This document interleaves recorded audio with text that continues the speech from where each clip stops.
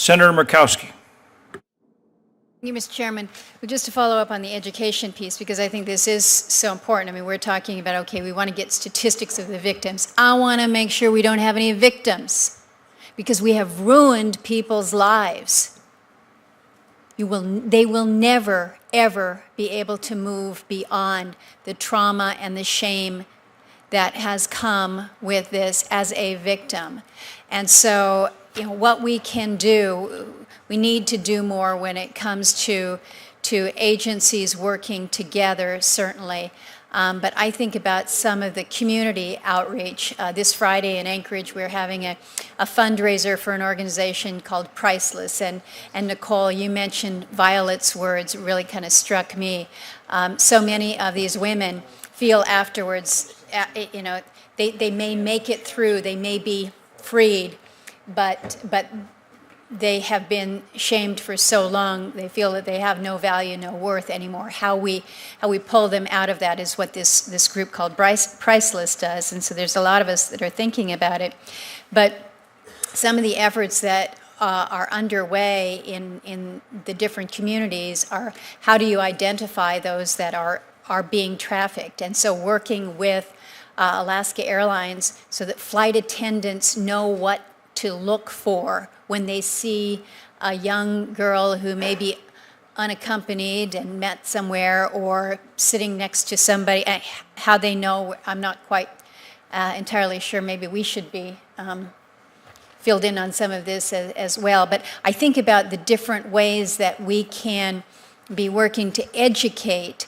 We have our state's largest Native gathering coming up in about 3 weeks, the AFN, Alaska Federation of Natives. And prior to that big convention where Native people come from around the entire state, there is a heightened awareness in the community directed towards primarily young people to be aware, do not accept the favors. If somebody says they want to take you down to Nordstrom to buy you a pair of shoes type of a thing. But knowing that we have to do so much more when it comes to the education, the awareness, and thus the prevention is something it doesn't seem like we focus on. And so, Mrs. McCain and Ms. Matthews, I'd appreciate a little bit of what you can provide on that front. But I also want to just make a comment, Mr. Toulouse. You stated that we don't need to know the ethnicity to provide the victim services.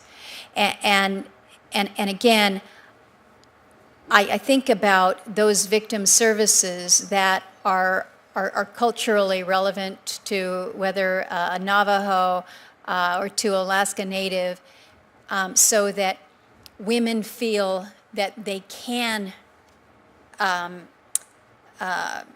speak up, seek those services, because if they don't feel that it is going to be helpful to them.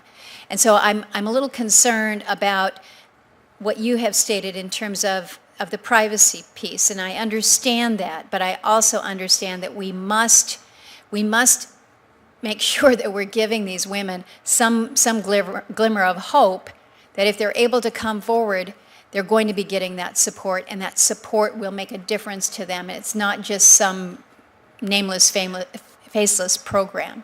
So I'm going to ask the three of you to weigh in with those three comments, if I may.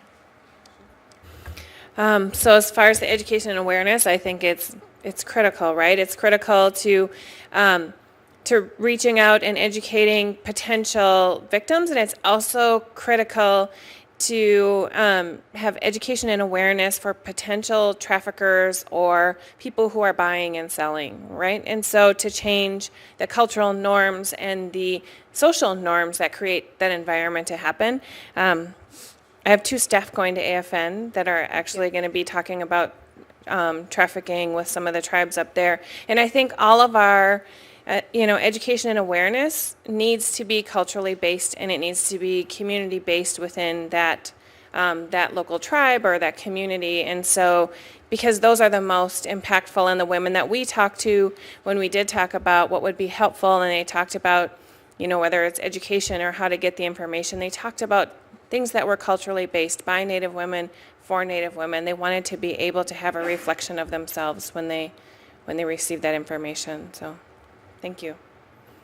I agree with Ms. Matthews. The culturally sensitive training and awareness of tribes is very important. Local involvement.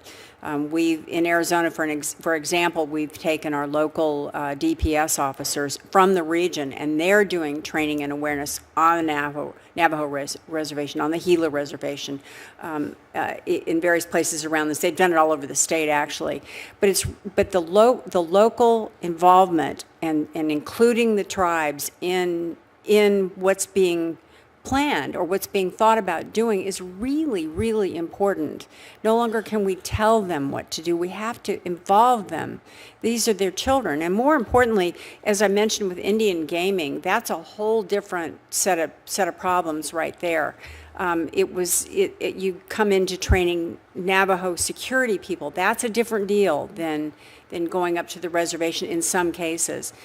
It all has to be very individual, in my opinion. It has to be individual to the tribe, to the region, to the state, and it needs to be consistent and ongoing, in my opinion. Mr. Toulouse? Yeah, and if I gave the impression that cultural sensitive programming isn't important, I misspoke, and I apologize. I think it's very important to make sure the victims receive services that are appropriate, which is part of the reason we contract with Ms. Matthews' program, where we have the Project Beacon, which is targeting urban Indian women in Seattle, right now Albuquerque and Chicago. And when we do outreach on the reservation, we do that appropriately. I was talking about a performance measure, making sure we got the services out to victims, but you're right. I mean, it's so much more effective if it actually is culturally sensitive. Good. Thank you, Mr. Chairman.